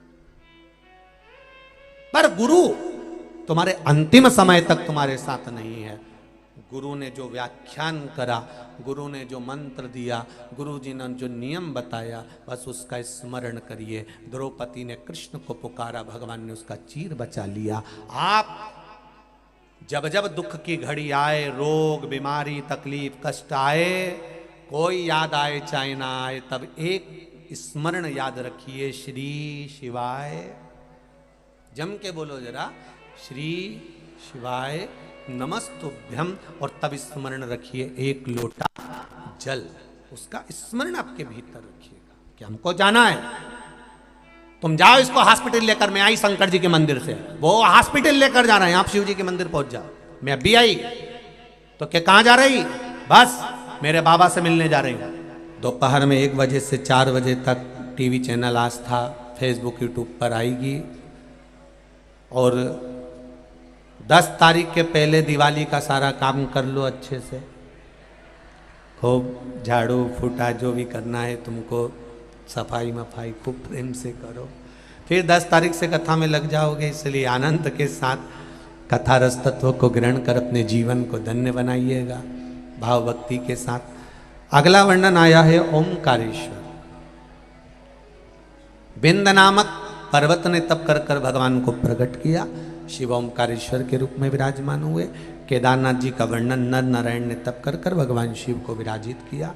अगला वर्णन है भीमाशंकर। कुंभकर्ण की पत्नी का जैसा वर्णन आपको करा था करकटी का, उसके अनुसार भीम और भीम का वध शिव जी ने किया है, संहार। भीमाशंकर के रूप में विराजमान हुए। अगला वर्णन है काशी विश्वनाथ। मनु शत्रुपा ने तप कर कर भगवान शिव को विराजमान करा। काशी की महत्वता को अपन 10 तारीख वाली कथा में श्रवण करेंगे। काशी के कुंडों का, वापियों का वर्णन 10 तारीख वाली कथा में श्रवण करेंगे। जो काशी के आसपास के हैं वो तो कथा श्रवण करने आ ही जाएंगे, पर बाकी के सब, और जितने काशी के सेठ लोग हैं, निवासी हैं, उनसे भी निवेदन रहेगा, शिव भक्त आपकी नगरी में आ रहे हैं, आप खूब सेवा करो, आनंद के साथ करो और खूब सेवा का आनंद लीजिए काशी की धरा पर। अगला वर्णन आया है त्र्यंबकेश्वर। गौतम बाबा पर गौ हत्या का दोष लगा। ब्रह्मा विष्णु महेश तीनों छोटे छोटे शिवलिंग के रूप में विराजमान होकर दर्शन दिए, गौ हत्या के दोष से मुक्त किया। वैद्यनाथ जी का वर्णन, रावण शिव जी को ले जाते समय भूमि पर रखता है और उस शिवलिंग उठता नहीं, वैद्यनाथ जी के रूप में विराजमान हो जाते हैं। अगला वर्णन है नागेश्वर। दारुक नाम के राक्षस का संहार भगवान ने करा और नागेश्वर के रूप में विराजमान हुए। रामेश्वर भगवान का वर्णन आया। राम जी महाराज ने लंका पर चढ़ाई करने से पहले, सुंदर पुल का निर्माण करने से पहले शिव का स्मरण करा, भगवान रामेश्वर के रूप में विराजमान हुए। फिर अगला वर्णन है कृष्णेश्वर। सुधर्म नाम के ब्राह्मण की 2 धर्म पत्नियां थी, सुदेहा और घूष्मा। सुदेहा को संतान नहीं थी, घूष्मा ने अपनी संतान सुदेहा को दे दी थी। सुदेहा ने पाल पोस कर बड़ा करा, विवाह करा, पुत्र हुआ, बहू आ गई। बहू को मालूम पड़ा कि मेरी असली सास तो घूष्मा है, सुदेहा को पूछना बंद कर दिया। जब सुदेहा को पूछना बंद किया तब सुदेहा को क्रोध आ गया और उसने अपने बेटे के टुकड़े टुकड़े कर कर तालाब में फेंक दिए। घूष्मा शिवलिंग का पूजन कर कर विसर्जन करने जा रही थी, मन में भाव प्रकट हो गए। मन में भाव आया कि मेरे बेटे का दर्शन बहुत दिनों से नहीं करा। मन में आया तब भगवान शंकर से प्रार्थना करी। शिवलिंग का विसर्जन जैसे ही कर रही थी, 1 हफ्ते पहले मरा हुआ बेटा तैरते हुए बाहर आ गया। घूष्मा के बेटे को भगवान शंकर ने जीवित करा तो शिव जी का नाम कृष्णेश्वर महादेव हो गया। ऐसे 12 ज्योतिर्लिंग का वर्णन यहाँ पर किया गया है। तुमरुका जी चंचुला देवी को शिव महापुराण की कथा श्रवण करा रहे हैं और चंचुला देवी का पति बिंदु प्रेत योनि से छूट जाता है। जब प्रेत योनि से छूटा, देव योनि को प्राप्त हुआ, भगवान के पास पहुंचता है। और भगवत कृपा से देव योनि में पहुंचकर चंचुला देवी भी जो वेधव्य थी, विधवा थी, पर शिव कथा को सुनकर पति के लोक को चली जाती। तुमरुका जी कथा कहे, भगवान शंकर से कहा, भोलेनाथ कथा का विराम है, कुछ वर दे दीजिए। भगवान शिव ने अपने मस्तक की चढ़ी हुई बेलपत्र शिव पोथी को समर्पित कर दी और कहा, सुनो तुमरुका जी, 7 दिवसों में जो अन्य दिन रहेंगे, ये शिव की चढ़ी हुई बेलपत्र औषधि का काम करती है और विराम की बेलपत्र कुबेर भंडार का कार्य करती है। सेवा भारती का ये प्रकल्प, सेवा भारती का ये एक आनंद आप अपनी जिंदगी में जरूर, आज नहीं तो 2 साल बाद, आज नहीं तो 3 साल बाद, आज नहीं तो 4 साल बाद, जो आपने कुछ सहयोग अगर सेवा भारती को दिया भी होगा किसी रूप में, किसी भी तरह से अगर दिया होगा, तो इन बेटियों के लिए जो भटक रहे हैं मार्ग से, उनके लिए जो छात्रावास का निर्माण हो रहा है या चिकित्सा का निर्माण हो रहा है, उसको देखकर पूरे मंदसौर वालों को खुशी होगी कि हमने जो दिया वो सही जगह लगा, हमने जो प्रदान किया वो सही जगह लगा। कहना सरल है, अफवाहें उड़ाना सरल है। किसी के लिए वो कहते हैं ना कि उड़ाओ। हमारे यहाँ सनातन धर्म में तो एक दिन दिया है लोगों के उड़ाने के लिए। हमारे सनातन धर्म में एक दिन मिलता है उड़ाने के लिए कि खूब उड़ाओ, जितनी उड़ा सकते हो उड़ाओ। वो दिन है मकर संक्रांति का दिन कि खूब उड़ाओ, जम के उड़ाओ, पतंग उड़ाओ। पर आज का जमाना इतना विचित्र हो गया कि रोज कोई ना कोई की लोग उड़ाने में लगे हुए हैं प्रतिदिन। पर हमारे सनातन धर्म में तो एक ही दिन है मकर संक्रांति का कि खूब उड़ाओ और खूब उड़ाओ, और उड़ाने के साथ में काटो भी, मरना नहीं है, पर रोज नहीं उड़ाना और रोज नहीं काटना। कोई अच्छा काम कर रहा है उसके लिए अपशब्द नहीं कहना, उसको आगे बढ़ाने का प्रयास करना है।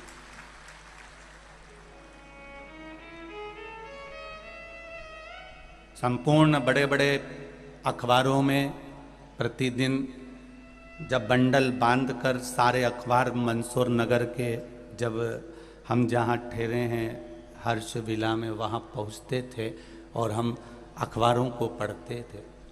आदत है हमारी पढ़ने की। उन अखबारों को पढ़कर ऐसा महसूस होता था कि वास्तव में पत्रकारिता की कलम क्या कहती है। उन्होंने मंदसौर नगर के इस कथा को, जनमानस को जो दिया है, शायद कोई दे पाए। इतनी सुंदरता से उन्होंने प्रदान किया, इतनी सुंदरता से उन्होंने दिया। मैं आपकी कलम को और आपकी विवेक को नमन करता हूँ, प्रणाम करता हूँ, जो आपकी कलम और आपका विवेक इस कथा के गुण तत्व को लाकर जनमानस तक पहुंचाया।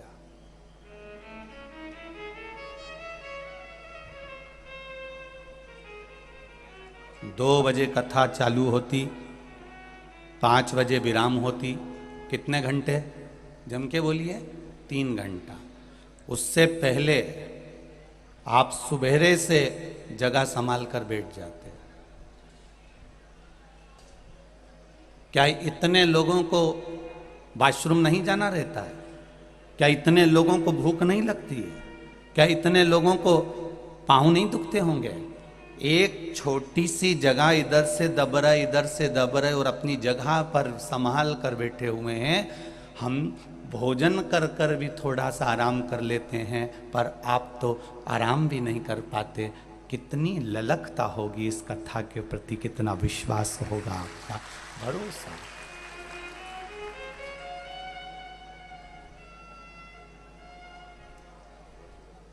कोई आया बाद में, आराम से टाइम पर आ रहा है, टाइम पर आकर बैठ गया, उसके आगे बैठ गया तो उसका मन दुखता है। मैं बहुत देर से बैठी थी जी, बहुत विश्वास लेकर बैठी थी। मेरा महादेव मुझे सवेरे 8 बजे से बिठा कर रखा था, 2 बजे का इंतज़ार था, और 2 बजे तुम आए और अपना अपना जगह संभाल कर बैठ गए। और हम उतनी देर से बिना खाए प्यासे, खाएंगे जगह चली जाएगी, पानी के लिए जाऊंगी जगह चली जाएगी। कितना विश्वास, कितना भरोसा लेकर बैठे थे, कितना भरोसा।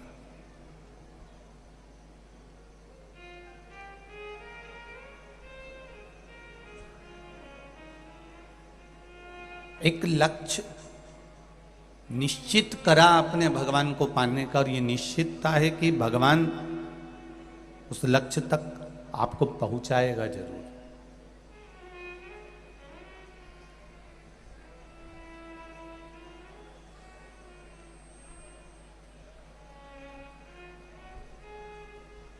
उस लक्ष्य तक परमात्मा आपको लेकर जरूर जाएगा। और यही गंभीरता है। समुद्र का जल, नदी का जल,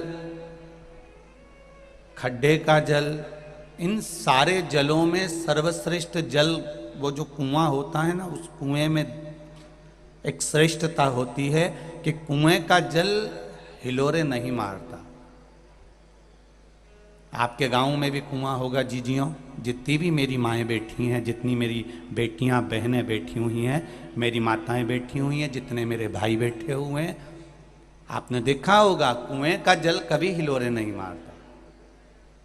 हिलोरे मारता है समुद्र का जल, हिलोरे मारती है नदियां, हिलोरे मारता है तालाब, हिलोरे मारते हैं जो तालाब होते हैं, खड्डे होते हैं, और जिसमें समुद्र और नदी, झरने, ये सब हिलोरे मारते हैं और खूब उछलते हैं, खूब हिलोरे मारते हैं। पर कुएं का जल कभी हिलोरे नहीं मारता, चाहे कुछ भी हो जाए, क्योंकि कुएं के जल में एक बात होती है, कुएं को खोदने से पहले नीचे इतनी चोट दी जाती है, इतनी चोट दी जाती है, इतने बम ब्लास्ट अंदर करे जाते हैं, इतनी ब्लास्टिंग करी जाती है, और इतने पत्थरों को फोड़ा जाता है, नीचे इतना उसको उखाड़ा जाता है, नीचे इतनी चोट दी जाती है कि कुआं अंदर से इतना चोट खाया हुआ होता है कि कुआं फिर वो हिलोरे मारना भूल जाता है, क्योंकि वो अंदर उसके इतनी चोट पड़ी होती है कि वो शांति की जिंदगी जीना पसंद करता है। शांति की जिंदगी। हिलोरे कौन मारता है? एकदम जिसके पास में वैभव आ गया, एकदम जिसके पास में धन आ गया, एकदम जिसके पास में सत्ता आ गई, और एकदम धन वैभव सत्ता आई, उसने गिनना बंद कर दिया किसी को। थोड़ी सी कुर्सी मिली, थोड़ी सी सत्ता मिली, उसने छोटे मोटे को गिनना बंद कर दिया। कौन? हम नहीं जानते। किसको? हम नहीं पहचानते।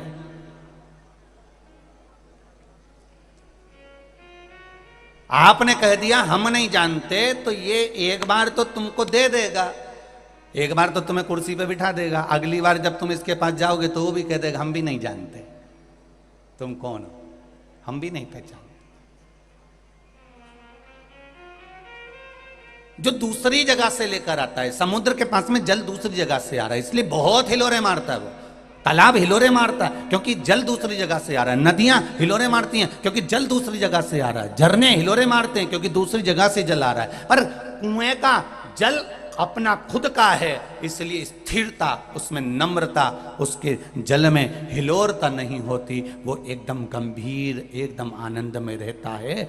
जिसके पास अभी अभी आया होता है वो सारी दुनिया में डोंडी पीट कर दिखाता है, और जिसके पास में पहले से रहता है वो एकदम दिखता ही नहीं है कि ये सेठ है, दिखता ही नहीं कि इसमें कुछ भरा होगा, दिखता ही नहीं कि इसमें तो बस सहजता है, नम्रता है, एक आनंदता है। जिसमें ज्ञान का बल बड़ा होता है, जिसमें बुद्धि की गहराई होती है, ज्ञान की जिसमें गहराई होती है, वो कभी उछलता ही नहीं।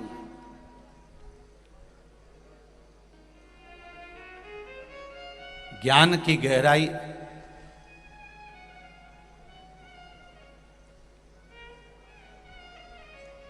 एक कोई मंदसौर के कोठारी जी हैं, उन्होंने एक पत्र भेजा था,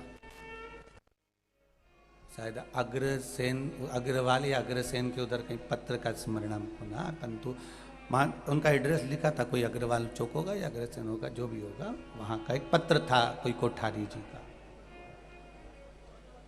उन्हें कोठारी जी ने पत्र में लिखा था,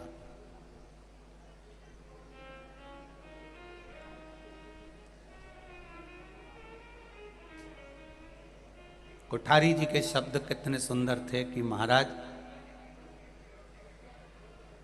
मंदसौर आने से पहले जो जनमानस में भ्रम फैला था, ये मंदसौर के फैलाने वाले नहीं थे, क्योंकि मेरे मंदसौर को मैंने अपनी जिंदगी में शुरू से देखा है। ये तो कोई दूसरे का फैलाया हुआ।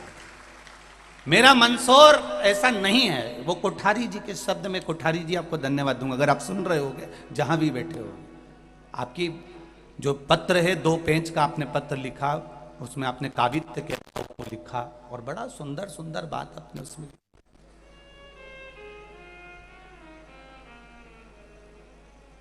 कोई दूसरा हो सकता है, पर मेरे मंदसौर के बेटा बेटी, मेरे मंदसौर नगर का कोई अपशब्द नहीं कहना जानता। और बिल्कुल सत्य है कोठारी जी आपका। हम भी मंदसौर नगर में 7 दिन रहे हैं। एक चीज हम भी कहना चाहेंगे कि घर में 5 भाई रह रहे हैं, 6 भाई रह रहे हैं, बहनें रह रही हैं, देवरानी जेठानियां रह रही हैं। ये सबका बहुत प्रेम है। दशरथ जी के यहां पर भी सबका बहुत प्रेम था, पर एक कौन थी वो?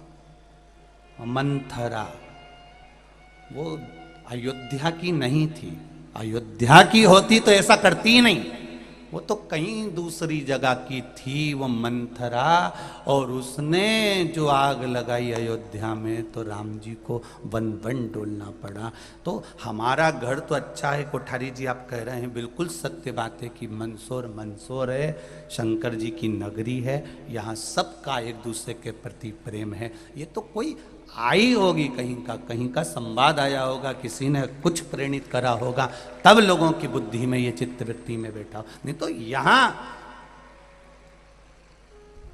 यहां मंदसौर की तरह जहां मेरा शंकर रह रहा हो, वहां केवल अगर मिलेगा शिव जहां है, तो वहां शंकर के ही भाव वाले भक्त मिलेंगे, एकदम अड़भंग भोले अलमस्त अपनी जिंदगी जीने वाले, किसी को कोई मतलब नहीं, अपना अपना व्यापार सब कर रहे हैं, अपनी अपनी जिंदगी सब मस्त जी रहे हैं, सब आनंद के साथ बैठे हैं।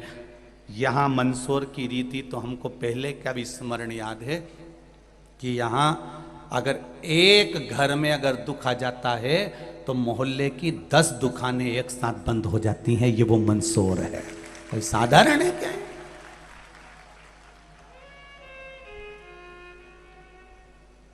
एक सहजता का विषय, एक आनंदता का विषय। शिव क्या देता है ये हम ये नहीं कह सकते कि शंकर क्या देता है। शंकर जब देता है तब आपको मालूम पड़ता है कि शिव जी ने क्या दिया। एक पत्र आया है कि मेरे घर में 2 बेटियां हुई, एक बेटी की उम्र 18 साल थी और दूसरी बेटी की उम्र 14 साल थी। मैं टीवी के सामने कथा सुनकर केवल रोती थी कि मेरे घर में बेटा नहीं है। मैंने कभी भगवान के सामने जाकर नहीं कहा कि मेरे को बेटा दे देना। मेरी दोनों बेटियां मेरे घर में, एक 18 पत्र देखिए जरा, पत्र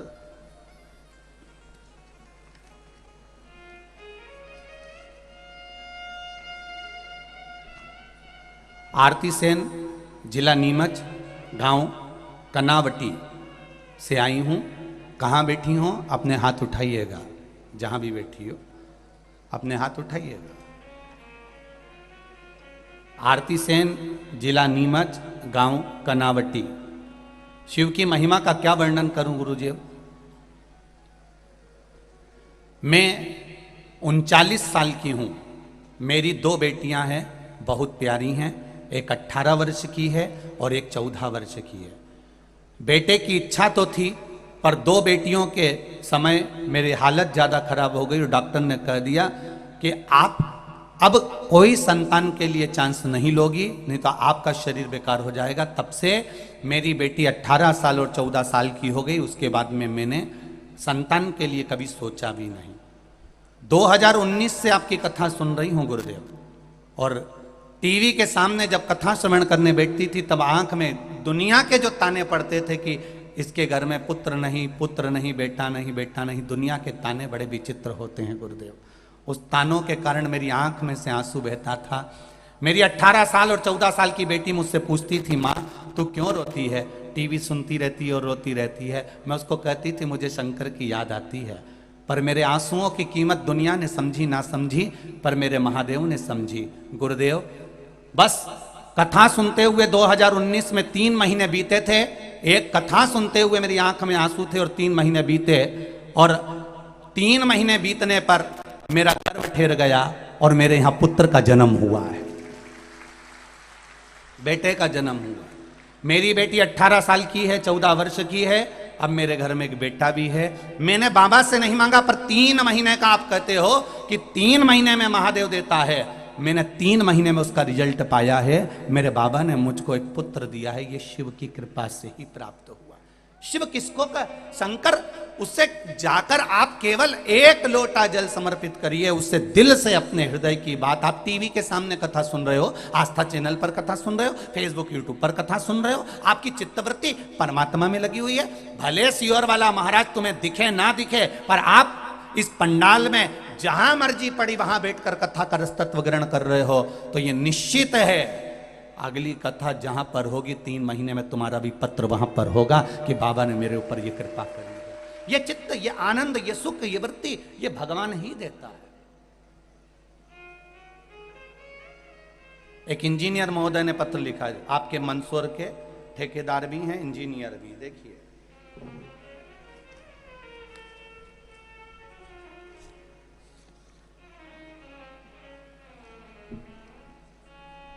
इंजीनियर BS सिसोदिया, किरियानी मंदसौर। मैं BS सिसोदिया, सेवानिवृत्त इंजीनियर, विद्युत सुरक्षा मध्य प्रदेश शासन से हूं। गुरुदेव, सेवानिवृत्ति के पश्चात मेरे को नियम अनुसार मिलने वाले फंड क्लेम विगत 9 माह से अटके हुए थे। 1 वर्ष पहले भी ये अटक गया था, नहीं आया, फिर 9 महीने कहा, फिर अटक गया। मेरे शुभ चिंतकों ने कहा कि सियोर वाला महाराज की कथा आती है टीवी पर, आप श्रवण करें। मैंने कथा सुनना चालू करा और मन में आया कि एक बार कुबेरेश्वर धाम जाऊं। कुबेरेश्वर धाम पर भी होकर आया। गुरुदेव, मंगलवार दिन 20/9/2022 को कथा में बैठा था। मंदसौर की कथा में बैठकर शाम को 4 बजे मैं केवल बाबा से विनय कर रहा था कि बाबा, मैंने सुना है तू सबकी मुराद पूर्ण करता है। मैं इसी पंडाल में बैठा हूं और मेरी मुराद पूर्ण कर दो, मेरा फंड ला दीजिए। शाम को 4 बजे चीफ इंजीनियर भोपाल से मोबाइल आया कि सरकार ने आपके सारे फंड क्लेम मंजूर कर दिए हैं, 3 दिन में आपका फंड का पैसा आपके पास पहुंच जाएगा। मैं इंजीनियर हूं, इन सभी चीजों पर मेरा विश्वास नहीं होता, पर देखा और प्रमाण देखा तो मैं भी छाती ठोक कर कह सकता हूं, और मेरा मोबाइल नंबर भी नीचे लिख रहा हूं। जिसको जरूरत पड़े मुझसे पूछना कि शिव कृपा किसको कहते हैं। ये शंकर है, ये शिव की उदारता है, ये शंकर की करुणा है। आपका विश्वास, आपकी दृढ़ता, आपका भरोसा।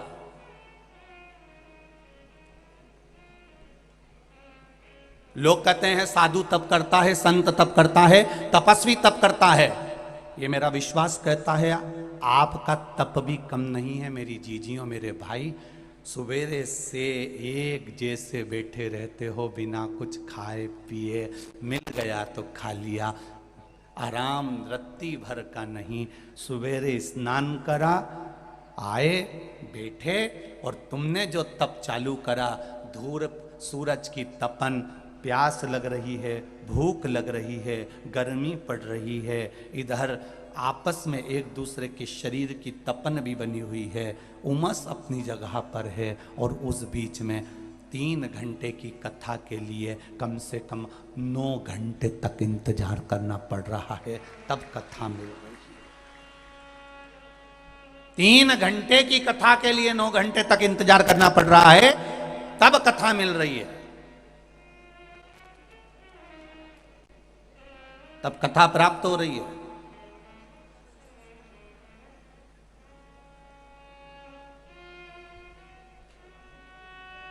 और मिली तो तुम्हारी तप साधना खाली नहीं जा सकती। तुम ये नवरात्र में बैठकर यहाँ तप ही तो कर रहे हो, ये नवरात्र में बैठकर तुम साधना ही तो कर रहे हो, ये नवरात्र में बैठकर कथा के लिए इंतजार ही तो कर रहे हो, परमात्मा को पाने के लिए। यहाँ कुछ भी नहीं है इसके सिवाय, कुछ भी नहीं।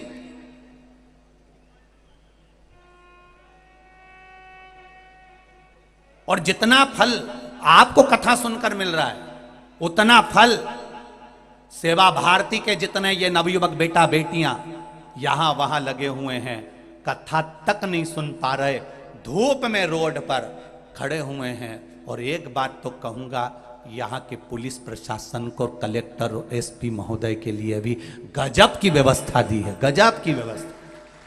यहाँ के कलेक्टर महोदय और एसपी महोदय को भी, आदरणीय एसपी डीएसपी सारे महोदयों को, टीआई आदि सबको कहूंगा कि गजब की व्यवस्था आपकी और गजब का कंट्रोल आपका। बहुत बहुत साधु बात है, बहुत साधा बहुत साधा। इतनी अपार जन समुदाय को साधना बहुत कठिन बात है भाई, बहुत कठिन बात। कितना साधा, लक्ष्य मिलेगा ये निश्चित है। कुएं का पानी हिलोरे नहीं मारता, क्योंकि वो अंदर से चोट बहुत खाया हुआ होता है। उसी तरह जो मनुष्य भीतर से बहुत चोट खाया हुआ होता है, वो संसार में फिर उछलता नहीं, उसके भीतर ज्ञान की गंभीरता होती चली जाती है, ज्ञान की गंभीरता होती चली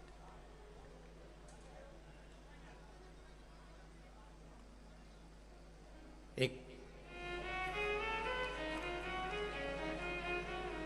सेठ जितना सुखी नहीं होता, उतना सुखी भिखारी होता है।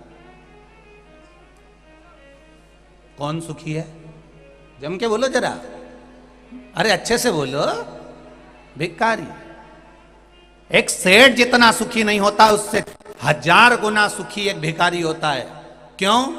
भिखारी 100 घर से मांगकर खाता है, और सेठ दिन भर कमाता है तो भी अपना टिफिन सही से खा नहीं पाता है।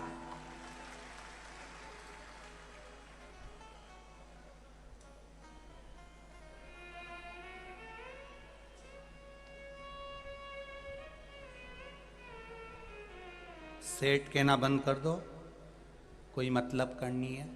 जब तुम प्रेम से 2 रोटी सही से नहीं खा पा रहे हो, खाते समय भी मोबाइल हेडफोन लगा हुआ है, धर्म पत्नी के मुख से एक बार भी नहीं निकलता कि तुम अच्छे से रोटी खाओ, ये सब काम बाद में होता रहेगा। धर्म पत्नी का लक्षण है कि वो एक बार अपने पति को भोजन की थाली पर टोक दे कि स्वामी आप भोजन अच्छे से करिए, ये सब बात बाद में होती रहेगी। आप किसके लिए इतनी मेहनत कर रहे हो? 24 घंटे तो लगे रहते हो, कम से कम आप थोड़ा सा भोजन अच्छे से करो। कम से कम बीपी शुगर या ये शरीर में रोग तो नहीं आएगा। आप अगर अच्छे रहेंगे तो ही तो काम आगे बढ़ेगा, तो ही तो कार्य चलता रहेगा। अब आपका शरीर ही ठीक नहीं है तो आप किसके लिए कमाएंगे? फिर किसके लिए? आप फिर किसके लिए कमा रहे हैं? ये धर्म पत्नी का फर्ज है जो अपने पति को कहे। मंदोदरी अपने पति को समझाती थी, भले पति समझे ना समझे। मंदोदरी अपने पति को बार बार ज्ञान उपदेश देती थी, वो समझे ना समझे, पर अपने पति को कहना बंद नहीं करा मंदोदरी ने। एक पत्नी वो होती है, अगर पति चिल्ला के दौड़ जाए, पति कुछ बोल दे तो पत्नी बोलना बंद कर देती है, फिर बोलती ही नहीं, मैं काय को बोलूं, मुझे क्या करना, अच्छा है जाओ तुम। तो नहीं, तुम धर्म पत्नी हो, तुम्हारा फर्ज है। मंदोदरी के ऊपर लंकाधिपति रावण ने तलवार तक खींच ली थी, मैं तुझे मार दूंगा मंदोदरी, अब मत कहना कि जानकी जी को वापिस पहुंचाऊं। तो भी मंदोदरी ने कहना बंद नहीं करा, तुम मेरे प्राण ले लो, मना नहीं, पर मैं तुमको समझाए बिना नहीं रहूंगी, सलाह देती रहूंगी कि तुम सतमार्ग पर चलो। भले दुनिया को बुरा लगता रहे, पर अपन अपना मार्ग बताते रहो। अपन अपना मार्ग बताना, पीछे मत हटना। कई लोगों को बुरा लगता होगा, सियोर वाला महाराज ये बोल देता है, वो बोल देता है, पर निवेदन है, जब मंदोदरी अपना काम नहीं छोड़ रही तो सियोर वाला महाराज अपना काम कैसे छोड़ सकता है? कैसे छोड़ दे? वो सतमार्ग पर लाना, ले जाना, सतमार्ग की ओर प्रेरित करना, सतमार्ग की ओर आगे बढ़ाना। भले दुनिया के लोग अपशब्द कहें, ताने दे, गालियां दे, आड़ा टेढ़ा बोलते रहे, पर आप अपनी मस्ती में मंदोदरी जैसा जीवन। मंदोदरी कोई सहज नहीं थी, बड़ी विद्वानों में विद्वान। सप्त ऋषियों ने अपना ज्ञान मंदोदरी को दे रखा था, इसलिए मंदोदरी रावण जैसे विद्वान को समझाती थी।